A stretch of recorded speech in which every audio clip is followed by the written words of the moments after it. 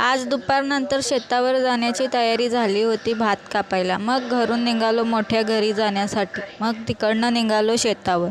शेतावर जाण्याच्या आधी तिकडनं लागतात कंपन्या. ही पूर्ण रांगच कंपन्यांची आहे आणि त्यांचा आवाज तर नुसता खटरपटर खटरपटर. मग लागतो दाभाडपाडा. दाभाडपाडा संपला की मग लागतो रानाचा भाग. ही चढण चढून तर बाबा पायच दुखले होते. चालता चालता थकलो होतो. दुपारचे 4 वाजले होते तरी ऊन बघा किती.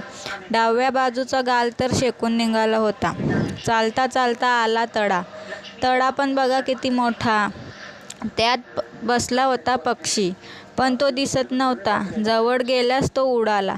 चालता चालता एकदाचा पोचलो शेतावर आम्ही विचार केला की पावसामुळे भात खराब झाला असेल, पण नाही. तिथं गेल्यावर माहिती झाला की किती मस्त भात आला आहे.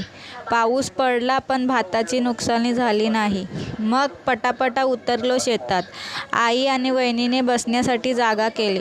मी आवनी केली आहे, पण लाणी नाही. मला असा वाटला की लाणी खूप अवघड आहे, पण आवनीपेक्षा लानी खूप सोपी आहे. खरं सांगितलं आहे कोणीतरी, खेती करना सिखाया नहीं जाता है, एक बार धरती माँ के गोद में आकर देखो, अपने आप सीख जाओगे खेती करना.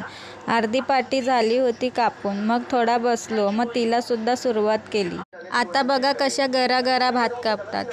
ही आमच्या आत्याबाई, या आहेत वहिनी, आणि हे आहेत वहिनीचा भाऊ, बहिणीचा नवरा म्हणजे जिजा, आणि ही आई भात कापता कापता आईचा बोटच कापला होता. वहिनीने मस्त आमची आदिवासी पद्धत वापरली.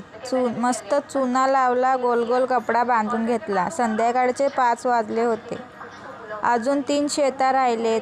मग आई बकऱ्यांसाठी पाळा घेऊन घरी निघाली. थोडासा पाळा आम्ही पण तोडून दिला. तोडून दिल्यानंतर मग आई बाबूसांना घेऊन घरी निघाली. थोडंसं शेत राहिलं होतं, मग ते पण आम्ही एक शेत कापून घेतलं आणि मग आम्ही पण संध्याकाळची तयारी केली घरी निघण्यासाठी.